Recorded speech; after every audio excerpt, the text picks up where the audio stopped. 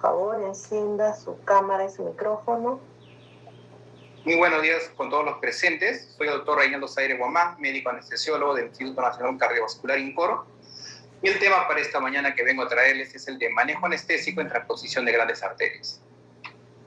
Vamos a ver que esta patología se caracteriza por presentar una concordancia aurículo-ventricular, pero una discordancia ventrículo-arterial. Es decir, que el ventrículo derecho se correlaciona con la aurícula derecha y el ventrículo izquierdo se correlaciona con la aurícula izquierda. Pero la aorta, en vez de salir del ventrículo izquierdo, nace del ventrículo derecho. Y la arteria pulmonar, en vez de nacer del ventrículo derecho, nace del ventrículo izquierdo.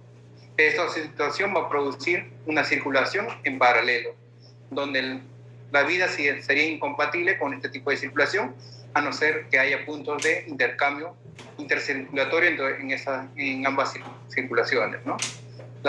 Los shunts o intercambios circulatorios pueden ser a nivel intracardíaco, ya sea interauricular o interventricular, o extracardíaco por intermedio de un ducto, ¿no? Con lo cual la vida en estos niños sería posible,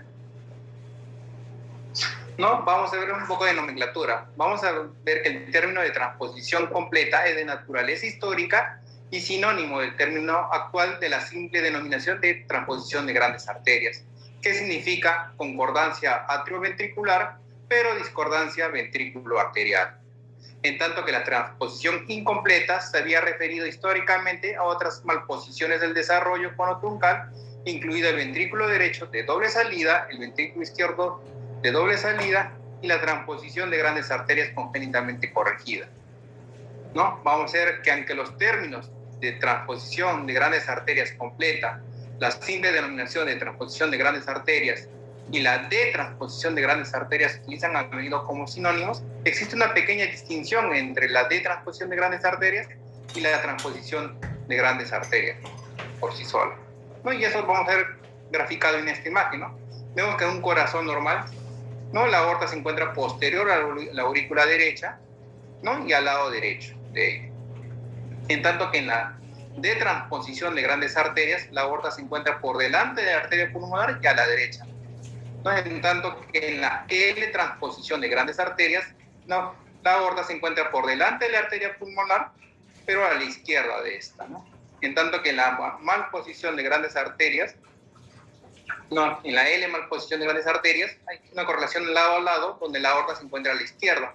En tanto que en la D malposición de grandes arterias, la aorta se encuentra a la derecha de la arteria pulmonar, ¿no? Entonces vamos a ver que la D transposición de grandes arterias solo es simplemente un pequeño porcentaje, ¿no? Bueno, es una pequeña parte, bueno, es una parte del todo de la transposición de grandes arterias, ¿no? ¿No? Bueno, que representa la mayoría, ¿no? Un 80% de todas las, ¿no?, transposición de grandes arterias es la de transposición de grandes arterias, porque muchas veces se usa el sinónimo mal errado de decir, como se dice acá, ¿no?, como sinónimo la de transposición de grandes arterias, como sinónimo de la como sinónimo de la transposición de grandes arterias, ¿no?, a solas, ¿no? Y vamos a ver que la transposición de grandes arterias se clasifica tradicionalmente en tres subtipos, los cuales son la transposición de grandes arterias con septum ventricular íntegro, ¿no?, la transposición con CIB o defecto del septum ventricular, ¿no?, y un tercer tipo que además de tener un CB tiene una obstrucción del tracto de salida del ventrículo izquierdo.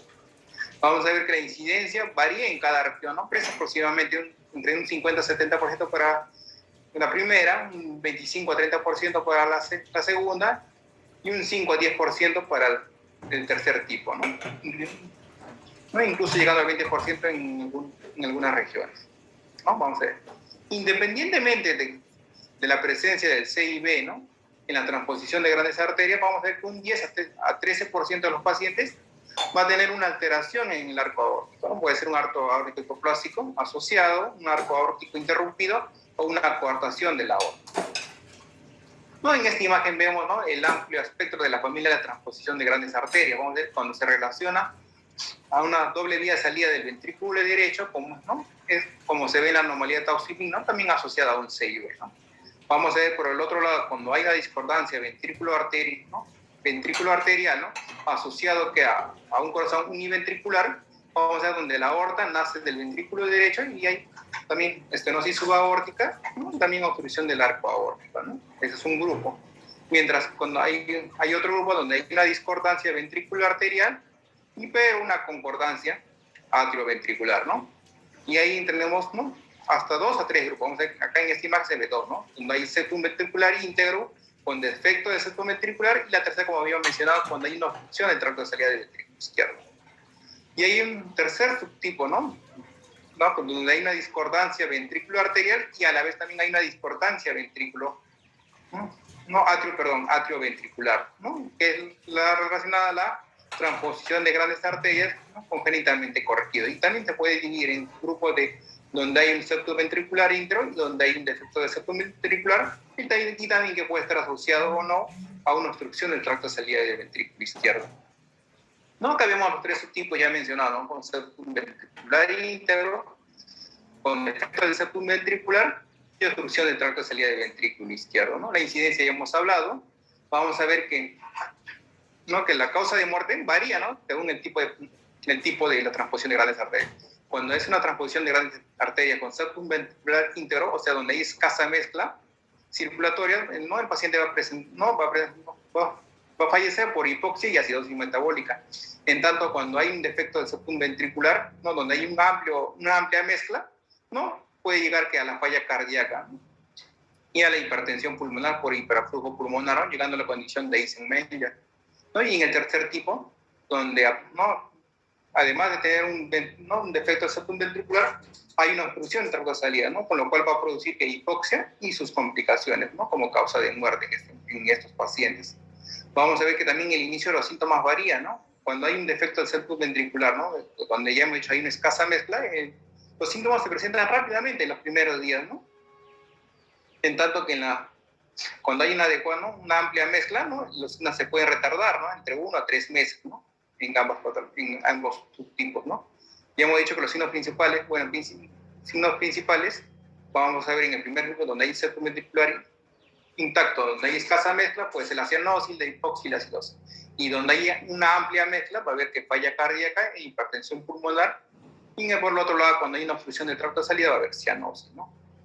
Cuando ya, ¿no?, muchas veces se puede usar uso de la septostomía atrial con balón, ¿no?, que es un instrumento para ampliar la comunicación interatrial, ¿no? Y donde se usa principalmente, no solamente, ¿no?, donde en la transposición de grandes arterias que tienen septum ventricular íntegro, donde la mezcla es poca, ¿no?, es restringida, ¿no?, en ellos se utiliza, ¿no?, la septostomía atrial con balón, o también llamado rasking. Mientras que en el otro, como hay una amplia mezcla, ya no es necesario realizar la septostomía, ¿no?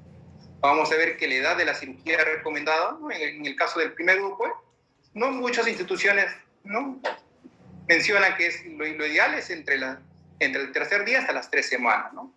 Creo que la gran mayoría de instituciones, ¿no?, están convencidas de ellos. Un grupo de cirujanos puede decir que hasta el mes, hasta ya una situación muy crítica, de decir que hasta los 2 meses podría ser, ¿no? En tanto que en el segundo grupo, ¿no?, puede ser ya se puede esperar un poco más tiempo, ¿no?, como de 3 meses, como ya dije, porque los síntomas pueden ser tardíos, ¿no? Hay una amplia mezcla, ¿no?, que puede ser un poco compensar al paciente. En tanto que cuando hay un defecto de septum ventricular y asociado a una obstrucción del tracto de salida ventricular, ¿no?, la cirugía no es tan urgente, ¿no? Solamente es necesaria, ¿no? Solamente se realiza cuando es necesario. Vamos a ver que la cirugía en sí, vamos a ver que cuando es la transposición de grandes arterias con septum ventricular íntegro, solamente se realiza en una sola etapa, ¿no?, de frente, ¿no? Diagnosticas al paciente y buscas la realización de la cirugía lo más tempranamente posible, como ya habíamos mencionado en los primeros días. En tanto que en la transposición de grandes arterias te puedes dar un tiempo todavía para estabilizar este paciente, pero también puedes hacer la cirugía en una sola etapa, ya que el ventrículo izquierdo todavía no ha involucionado, ¿no?, porque comparte un CIB amplio con el ventrículo derecho. En tanto que en el tercer grupo, donde hay una obstrucción del tracto de salida del ventrículo izquierdo, el ventrículo involuciona, ya que está enfrentado a bajas presiones, ¿no?, ya que se comunica con la arteria pulmonar, ¿no? Puede involucionar y va a necesitar ¿no?, una cirugía final, pero en 2 etapas, donde primero va a haber una cirugía para un entrenamiento del ventrículo izquierdo y posteriormente la cirugía final, que va a ser el switch arterial, como veremos más adelante. Entonces veamos cómo es el manejo hemodinámico preoperatorio en este tipo de pacientes. Vamos a ver que el manejo inicial del recién nacido con transposición de grandes arterias debe centrarse en la estabilización, la optimización de la mezcla de las circulaciones sistémica y pulmonar, ¿no? Es el manejo de la hipoxia en sí, ¿no? Y la administración de oxígeno, y el mantenimiento de una perfusión sistémica adecuada y la corrección de las dosis. Vamos a ver que tan pronto nosotros pensamos, ¿no?, que nos enfrentamos a esta patología, se recomienda la inclusión inmediata de prostaglandinas, ¿no?, para mantener la permeabilidad ductal, y se puedan hacer todos los exámenes ecocardiográficos necesarios para este tipo de pacientes, ¿no?, para ver si en verdad confirmamos nuestro diagnóstico, si está asociada a alguna otra patología y cuál es el plan quirúrgico con este tipo de pacientes. Para eso sirve nuestra ecografía momentáneamente, ¿no? Vamos a ver que las dosis de prostaglandinas pueden variar, ¿no? Pueden ser altas dosis de 0.1 microgramo cuando es necesario reabrir el conducto. Y posteriormente, para mantener la permeabilidad, se pueden usar dosis bajas, ¿no?, de 0.0125 a 0.05 microgramos kilogramo minuto, ¿no? Pero muchas veces, a pesar de nuestra inclusión de prostaglandinas, por más que sean altas dosis, no va a ser suficiente, porque la derivación ductual a menudo es inadecuada en presencia de una CIA restrictiva. Si tenemos un CIA pequeño, entonces, ¿qué se va a justificar? Una septostomía atrial con un varón, ¿no?, o el procedimiento Raskin para ampliar, ¿no?, la comunicación interauricular, ¿no? Y vamos a ver que a lo largo de la realización de la septostomía auricular y en aquellos pacientes que necesitan ventilación a largo plazo, ¿no?, ocasionalmente se va a requerir que sedación y analgesia en este tipo de pacientes. Vamos a ver que los pacientes que presentan hipoxemia profunda, acidosis y en shock deben beneficiarse de medidas emergentes recomendadas en los algoritmos de soporte vital avanzados neonatales, ¿no? Vale decir que estos pacientes deben ser manejados en una UCI pediátrica, ¿no? Vamos a ver que otras medidas para apoyar a los pacientes descompensados incluyen administración de coloides, cristaloides para expansión de volumen, el uso de oxígeno y la corrección de la situación metabólica, y muchas veces incluso la transfusión sanguínea, ¿no? Acá, en relación al tratamiento quirúrgico, vamos a ver que existen muchas opciones quirúrgicas para la paliación o reparación de los diversos subtipos de transposición de grandes arterias, ¿no? La operación del switch arterial, o también llamada cirugía de diatén, es actualmente el procedimiento de elección para la mayoría de los pacientes, ¿no? Desde acá se ve la imagen donde se realiza la corrección anatómica, ¿no?, el switch arterial, ¿no? Recolocando también que las arterias coronarias, ¿no? Vamos a ver que la cirugía de switch arterial en la última década se asocia con una alta tasa de supervivencia, ¿no?, llegando hasta el 97% de las cirugías, ¿no? Una consideración a tener en cuenta que en los niños es que van a ir a la corrección quirúrgica de la transposición de grandes arterias es saber qué anatomía de la arteria coronaria presenta estos tipos de pacientes, porque muchas veces hay una gran variedad, ¿no?, de variedades de nacimientos de las arterias coronarias, ¿no? Y esto es muy importante para ver si va a haber un riesgo durante la cirugía o si es una contraindicación para la corrección final de este tipo de pacientes. Entonces se requiere una planificación estratégica de la técnica quirúrgica, y los niños con anatomía compleja de las arterias coronarias pueden tener una mayor morbilidad a corto plazo y una necesidad a largo plazo de reintervención. Entonces vamos a ver que aunque ya, si bien la alteración de la anatomía de las arterias coronarias era muchas veces una contraindicación para hacer el switch arterial, cada vez los cirujanos han adquirido mayor experiencia, ¿no? Y cada vez casi se puede ver casi todo tipo de anomalías que tienen transposiciones que tengan alteraciones en las anomalías en las arterias coronarias, ¿no? Pero cuando eso da para, además de tener una alteración en la anatomía de la arteria coronaria, se asocia que a obstrucciones del tracto saliar, ya sea del ventrículo izquierdo o del ventrículo derecho, entonces podría, cuando este severo, podría contraindicar el switch arterial. Entonces debe ser de otros tipos de cirugía. Vamos a ver que para ver cuando hay una obstrucción del tracto saliar del ventrículo izquierdo, si está contraindicado por una estenosis severa, ¿no?, de la arteria pulmonar y el switch arterial, se podría hacer uso del Rastelli, ¿no?, como se ve acá, el cual consiste en cerrar el CIB, redireccionando el flujo del ventrículo izquierdo hacia la aorta y conectando que la arteria pulmonar mediante un conducto valvado hacia el ventrículo derecho, ¿no? Era, ¿no?, la principal alternativa al switch arterial, pero se veía que conforme avanzaba el tiempo, no había complicaciones como obstrucción del conducto, ¿no? Entonces se pensó en otro tipo de cirugías, ¿no?, como es la cirugía de REM, ¿no?, en cual consiste también redireccionar el flujo, ¿no?, del ventrículo izquierdo hacia la aorta, cerrando el CIB, y poniendo por delante, ¿no?, a la arteria pulmonar en relación a la aorta, ¿no?, haciendo la manera del ECOM y uniéndola al ventrículo izquierdo por un comparche de pericardio, ¿no? Y la última técnica, el dicaido, que parece tener, que es mucho más beneficiosa con las técnicas anteriores, es donde se seccionan ambas raíces, ¿no?, de ambas arterias, y se correlaciona ¿no?, la raíz de aorta con el CIB, ¿no? Y posteriormente también en la arteria pulmonar se pone por delante la manera del ECOM y se junta al ventrículo derecho. Estos son para obstrucciones del tracto de salida del ventrículo izquierdo. Pero ¿qué pasa cuando tenemos una obstrucción a nivel del ventrículo derecho? Entonces se puede hacer un procedimiento llamado de Amos-Sansel-Kane, donde vemos que se cierra el CIB y se redirecciona, ¿no?, el tronco de la arteria pulmonar hacia la aorta y se conecta la arteria pulmonar con el ventrículo derecho mediante un conducto valvado, ¿no? Pues acá tenemos un pequeño resumen de cómo es el manejo de la transposición de grandes arterias. Si tenemos un recién nacido, que ya hemos dicho, primero se infunde prostaglandina, ¿no?, y a realizar lo más rápido posible el switch arterial. Si tenemos un menor de 20 días, tenemos que ver, ¿tiene CIB o no tiene CIB?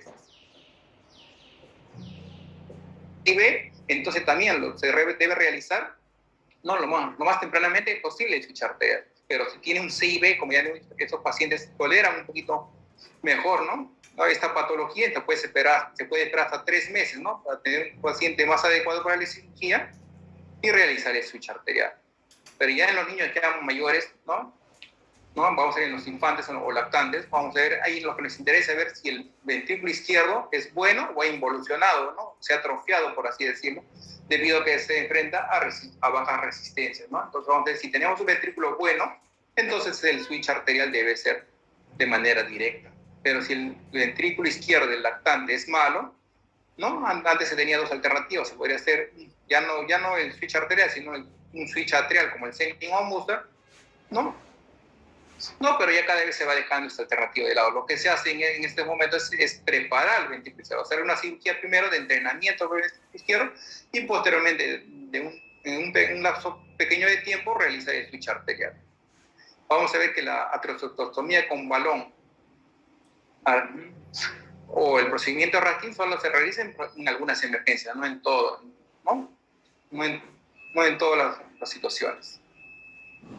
Entonces vamos a ver, ¿no?, qué consideraciones tenemos cuando queremos hacer ese switch arterial, pero tenemos que un ventrículo que ha involucionado, que no está entrenado para soportar el switch arterial. Entonces, si el paciente acude a una cirugía con una masa de ventrículo izquierdo inadecuada para el switch arterial, ¿no?, lo que puede ocurrir con mayor frecuencia que en una edad de presentación más avanzada, ¿no? Entonces tenemos 2 opciones. El VI se puede entrenar previamente antes de la cirugía colocando un band en la arteria pulmonar y luego realizar el switch arterial poco tiempo después, ¿no?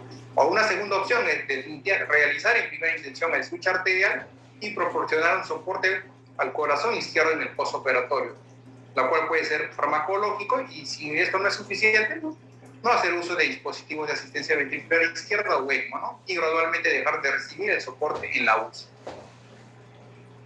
Entonces, cuando yo decido que mi ventrículo no está en condiciones, ¿no?, eso lo hago por medio de criterios ecográficos. Yo digo que mi ventrículo izquierdo no está preparado cuando en la ecografía ya encuentro que una masa ventricular izquierda indexada menor a 35 gramos por metro cuadrado, una edad muy por encima de las 3 semanas, ¿no?, en relación al perfil septal ventricular, ¿no?, con forma de, ¿no?, donde encontramos que el ventrículo izquierdo con forma similar a la de un plátano, ¿no?, en la ecocardiografía.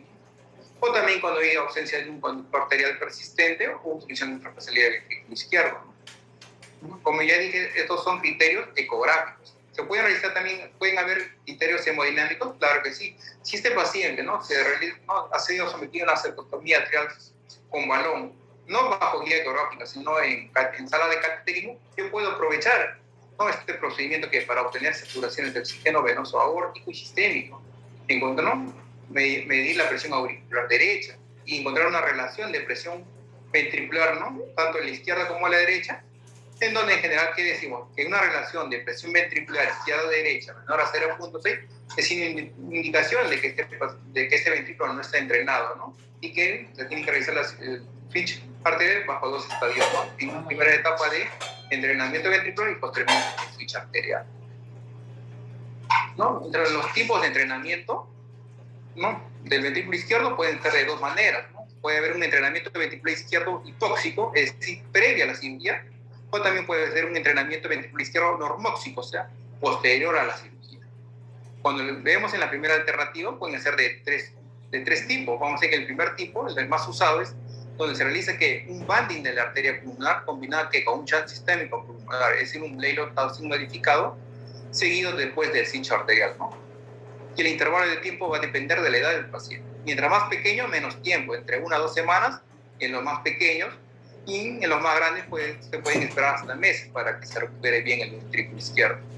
Otro tipo de entrenamiento es realizar el banding de la arteria pulmonar, pero ya no con un shunt sistémico pulmonar, ya no un Blalock, sino realizar una permeabilidad inducida del ductus arterial, la cual puede ser por infusión de prostaglandina o colocar un stent a nivel ductal, ¿no? Y con ello realizar el condicionamiento del ventrículo izquierdo, ¿no?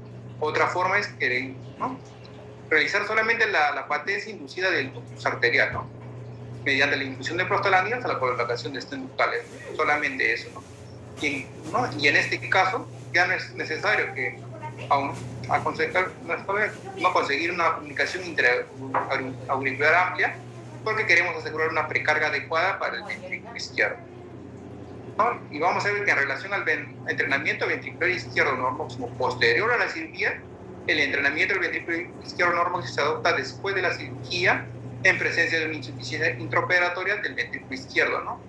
No relacionada a un problema coronario, ¿no? Donde en primer lugar, como dije, se puede hacer con un soporte farmacológico, y si este no es necesario, se puede hacer asistencia ventricular o el ECMO, ¿no? Como ya había mencionado anteriormente. Bueno, esta imagen es para ver cómo se realiza el acondicionamiento del ventrículo izquierdo, ¿no? Como ya había dicho.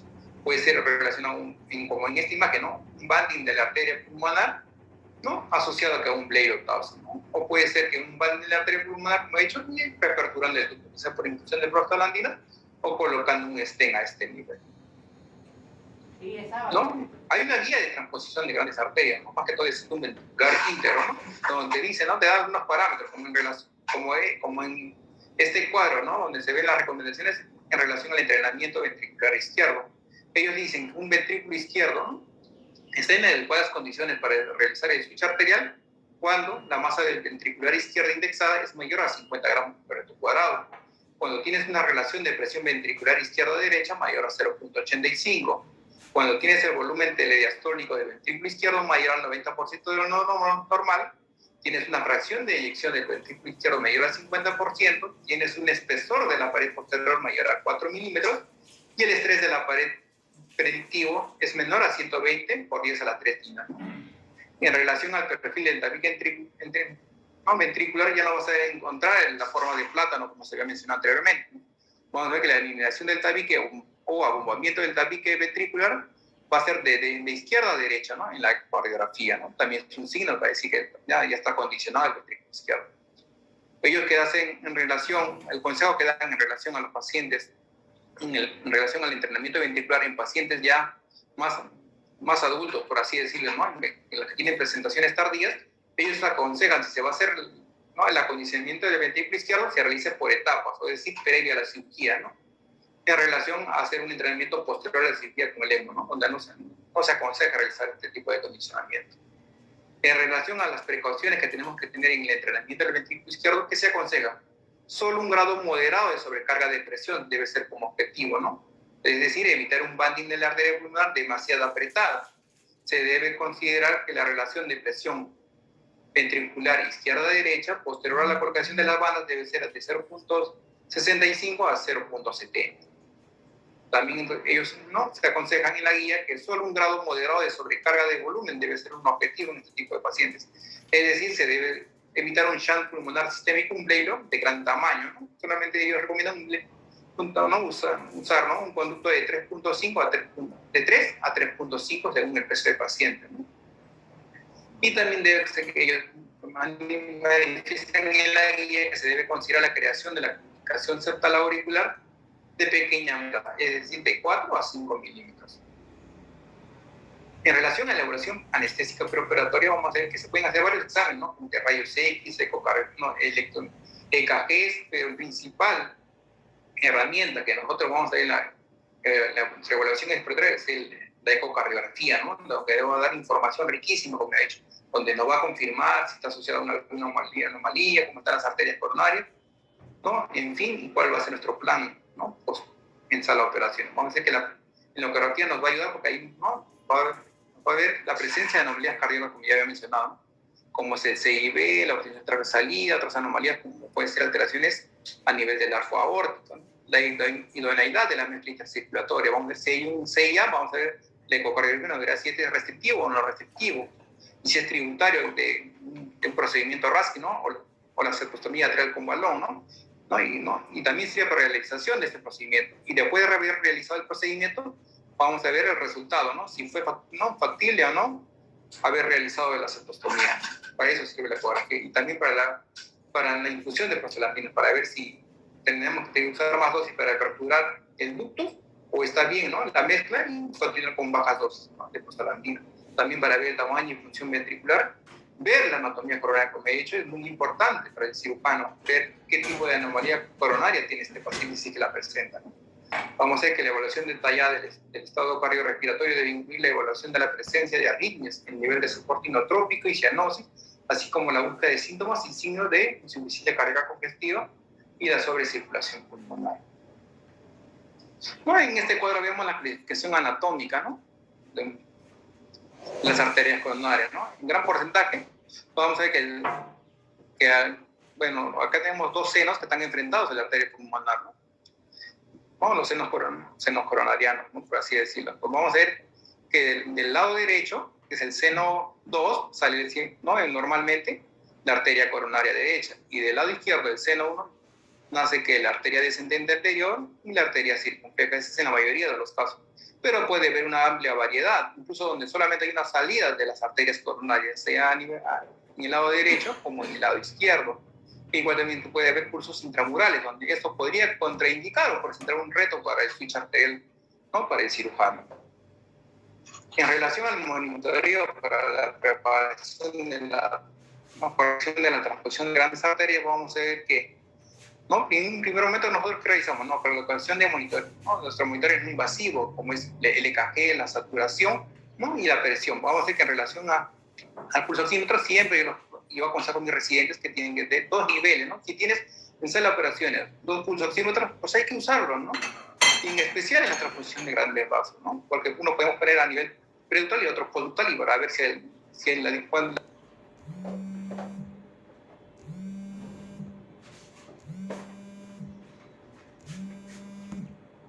diferencia, ¿no? De saturaciones en este nivel. Vamos a ver que la mayoría de pacientes reciben una inyección intravenosa en combinación con un opiáceo, un relajante muscular y un agente inhalatorio. Y posteriormente, todas las instituciones recomiendan que el mantenimiento de la anestesia debe ser con altas dosis de opiáceos. Esta debe ser una práctica común, lo que se recomienda, porque tiene la ventaja de una menor respuesta al estrés, menos coagulopatía, menos necesidad de transfusión, menos morbilidad postoperatoria. Y después de la inducción ya de la anestesia, nosotros ya podemos proceder a la colocación de nuestras líneas invasivas, como son los catéteres arteriales, el catéter arterial y el catéter venoso central, ¿no? Y también se aconseja que posterior a la SEC se puede, ¿no? Colocar también catéteres invasivos a nivel de la aurícula izquierda, ¿no? Especialmente en los pacientes que nosotros podemos, ¿no? Que tienen altas chances de presentar una disfunción del ventrículo izquierdo, ¿no? Especialmente que en la transfusión de grandes arterias con septum ventricularis, o los pacientes que tuvieron que ser prolongado. Vamos a ver que el NIR se utiliza para seguir la oximetría cerebral durante todo el procedimiento. Vamos a ver que también la temperatura debe ser a dos niveles, ¿no? A nivel nasofárico y a nivel rectal, como es realizado en nuestra institución, ¿no? Vamos a ver que una vez que el paciente está posicionado por la cirugía, la temperatura del ambiente disminuye y comienza el enfriamiento de la superficie para realizar la hipotermia, ¿no? Si se planea hacer el arresto circulatorio hipotérmico profundo, ¿no? Vamos a ver que siempre se debe hacer realizar la protección cerebral del paciente, ¿no? Con hielo, ¿no? Pero en la medida de todas las guías y que recomienda, tratar de evitar el arresto circulatorio. Solamente hacerlo en casos que sea necesario, como hay alteraciones en el arco aórtico. Y ahí acabamos. Y también se coloca también en nuestro monitoreo la sonda ecocardiográfica, ¿no? Si la edad del paciente lo permite, ¿no? Y el tamaño, obviamente. y a menudo se realiza un examen previo, ¿no?, a la derivación para confirmar o aclarar la anatomía cardíaca, que es muy importante, como ya hemos mencionado. Vamos a ver en relación a otro manejo intraoperatorio que vamos a ver. Si el recién nacido respiraba aire ambiental antes de la operación, entonces vamos a ver que la necesidad de oxígeno suplementario antes de la C debería ser mínima, ¿no? Vamos a ver porque vemos que saturaciones arteriales cercanas al 75% son comunes y son típicamente bien toleradas, ¿no?, si hay una adecuada perfusión sistémica, ¿no? Y de producirse que de saturaciones más allá de estas se deben evaluar bien las causas habituales de la saturación. Puede ser hipoventilación, porque no está adecuadamente sedado o anestesiado, sino, o si es bajo gasto, ¿no?, y puede necesitar que es un soporte inotrópico, ¿no? Vamos a ver que la titulación ascendente de la FiO2 es ciertamente válido, ¿no? Y es poco probable que cause un shock cardiogénico aguda, ¿no?, por hiperflujo pulmonar en el corto periodo previo a la instalación de la C. Vamos a ver que muchas veces las medidas que hagamos, muchas veces no vamos a conseguir aumentar la saturación en este niño y solamente nos queda decir al cirujano que entre lo más rápidamente la circulación extracorpórea. Una vez que ya estamos en SEC, lo fundamental es organizar pausas adecuadas, ¿no?, dependiendo de la edad del paciente, ¿no? Puede ser entre 40 y 50, ¿no? Mantener una PVC baja y los valores del NIR cerebral deben ser iguales y adecuados. Y de usarse el arresto circulatorio hipotéticamente profundo, entonces debe realizar el enfriamiento en un mínimo de 20 minutos, ¿no? Y en esa etapa, mientras tanto, se puede realizar ¿qué, no?, el cierre de shunts intracardíacos como los CIB, CIA, mientras tanto, ¿no?, hasta el enfriamiento. Bueno, ¿qué dice la guía de transposición de grandes arterias, ¿no? En recomendación del manejo en la SEC, vamos a ver que ellos recomiendan el uso del NIRS agregado a modalidades de monitoreo estándar de atención, ¿no? Recomiendan que el hematocrito se mantenga a niveles mínimos del 25% durante la circulación extracorpórea, ¿no? Y también dice, no se recomienda, ¿no?, la sangre entera fresca sobre el uso de concentrados de glóbulos rojos con plasma, ¿no?, fresco congelado. Y los circuitos cubiertos de heparina ofrecen un efecto beneficioso, es por lo que ellos aconsejan su uso, ¿no? Y también, ¿no?, aconsejan el uso de esteroides, ¿no?, para mejorar la respuesta inflamatoria en la circulación extracorpórea, ¿no? Y también recomiendan que el uso del método de la filtración, ya sea convencional o la ultracción modificada, que es la MAP, ¿no?, que es muy usada en esta institución. Vamos a ver que en muchas instituciones el estudio de la coagulación se realiza durante las últimas etapas de la SEC, o sea, previo a salir de SEC, ¿no? Se realiza como en nuestro centro, ¿no? Usamos el tromboelastógrafo y ahí vemos, ¿no?, qué componentes van a necesitar este paciente, ¿no?, para tenerlos disponibles al terminar la SEC, ¿no? Vamos a ver que durante el recalentamiento y antes de salir de la circulación extracorpórea, nosotros vamos a iniciar nuestro soporte inotrópico, ¿no? Puede ser, ¿no?, el uso de dopamina con adrenalina, ¿no? Y usar el caso de milrinone, ¿no?, cuando hay, ¿no?, bajo gasto cardíaco, cuando tenemos resistencias vasculares sistémicas muy altas, ¿no? No siempre, no necesariamente es usar siempre la milrinone, ¿no? Y vamos a ver que, a diferencia de las otras patologías que vemos en nuestra institución, donde principalmente siempre tenemos el temor de la falla del ventrículo derecho, en la transposición de grandes arterias lo que más nos preocupa es el funcionamiento del VI, ¿no?, ya que este podría disfuncionar posterior a la SEC. Vamos a ver que el ritmo sinusal más común al finalizar la circulación extracorpórea, ¿no?, es lo mismo, sin embargo, en ocasiones que pueden observarse arritmias inducidas por isquemias, por estenosis o aire en las arterias coronarias, lesiones de nódulos auriculoventricular durante la corrección de la CIB, o el aumento del tabique durante el procedimiento de Nicaylo, ¿no?, y taquiarritmias de cualquier causa. También se ha visto que, por otro lado, se pueden observar arritmias de una cuarta parte de los pacientes sometidos a un rasteri, ¿no?, siendo la más frecuente las taquicardias ectópicas de unión, las taquicardias supraventriculares y el bloqueo auriculoventricular, ya sea completo o transitorio. Vamos a ver que para manejar la hemodinámica del paciente posterior a la SEC podemos hacer uso de la AET, así como de las presiones invasivas, ¿no? Que vamos a decir si hay falta de volumen, como está el techo izquierdo, está ahí funcionando, ¿no? Nos va a dar mucha información la AET en ese caso, ¿no? Vamos a ver que es importante evitar la distensión del corazón con una reanimación agresiva de líquidos, ¿no?, como se produce cuando hay coagulopatía, ¿no?, posterior a la SEC, ya que las coronarias implantadas pueden estirarse, iniciando que un círculo vicioso de isquemia coronaria y distensión cardíaca. No, está bien. vamos a ver que en algunos pacientes, cuando el estado cardiorrespiratorio débil, se aconseja que el cierre de todas las pedidos y llevado al paciente a la UCI. Donde en la guía de transposición de grandes arterias, en relación al manejo de la anestesia, ¿qué se recomienda? Tratar de evitar el arresto circulatorio y hipoterémico, no siempre cuando sea posible, ¿no? Como ya habíamos mencionado anteriormente. Solo usar cuando hay unas alteraciones a nivel del arco aórtica, ¿no?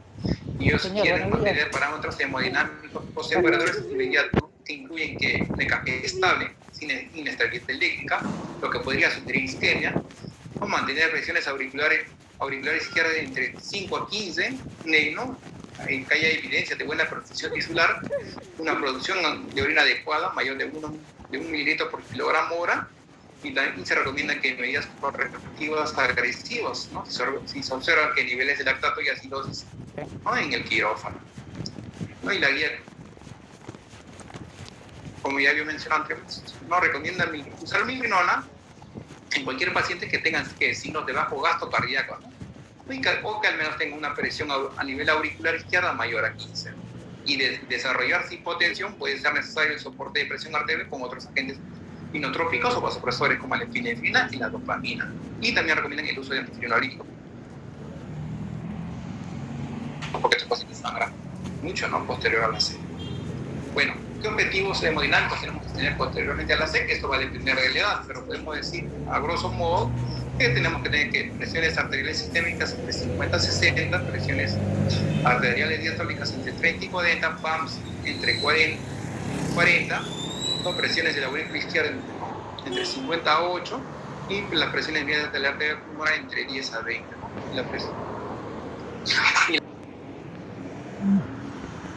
Las presiones, ¿no? Diastólicas de la arteria pulmonar entre 5 a 10. ¿No? ¿Qué parámetros podrían hacer pensar que no hay una isquemia posterior a la SEC, ¿no? ¿Hay parámetros? Claro que sí, ¿no? Puede ser una alta presión de la aurícula izquierda, ¿no? Mayor a 10, hay arritmias auriculares, saturaciones venosas mixta baja, menor a 60%, y cuando vemos en la ecografía vemos un ventrículo rígido, ¿no? El cual también se podría ver de manera directa, ¿no? No, esta es la imagen donde se ve el cierre, cómo es el diseño de un cierre de external en una transposición de las arterias, donde vemos la colocación de cables de marcapaso a nivel tanto auricular como ventricular, también, ¿no? La colocación de drenes, en caso de necesitar un catéter peritoneal, y también, ¿no? Cables invasivos para monitorizar tanto la aurícula izquierda cuando en un paciente, principalmente en un paciente que tiene, ¿no? Altas posibilidades de funcionar posterior a la cirugía, y también cuando necesitamos medir presiones de la arteria pulmonar. Ya hemos dicho que muchas veces, ¿no? En algunas veces, ¿no? Se puede realizar el cierre del pedido del tórax, ¿no? En algunos pacientes, ¿no? Que son lábiles, ¿no? ¿Qué criterios tenemos que tener? Cuando hay altas presiones a nivel de la PVC, hay un pobre funcionamiento de los ventrículos, y cuando hay alta presión en la ventilación, ¿no? En esos casos se sugiere el cierre del pedido del tórax. Y por último, ¿no? En nuestro paciente, una vez terminada la cirugía, se debe llevar a la UCI y reunirse con todo el equipo, tanto quirúrgico como de la UCI, ¿no? Entonces, ¿no? Y la presentación debe ser, como se ve en esta imagen, ¿no? Ordenada y de manera rápida, ¿no? Donde nosotros vamos a presentar la historia del paciente, ¿no? Cómo fue la inducción anestésica previa a la SEC, los detalles de la cirugía, ¿no? Los cuales serán dadas por el cirujano, el curso de la anestesia posterior a la SEC, las imágenes posteriores a las circulaciones extracorpóreas, si hubo lesiones residuales, ¿no? Y si se hicieron mediciones hemodinámicas, ¿no? ¿Cuántos fueron? Y para para posteriormente dar un resumen de este caso, dar una evaluación y el plan, ¿no? Se va a llevar en la UCI.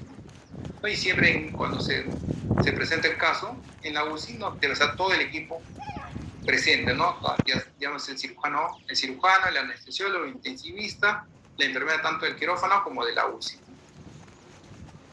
Bueno, esto es todo lo que yo les puedo traer, ¿no? En relación al manejo anestésico en la transposición de grandes arterias. Muchas gracias. Gracias, doctor Reinaldo, por su excelente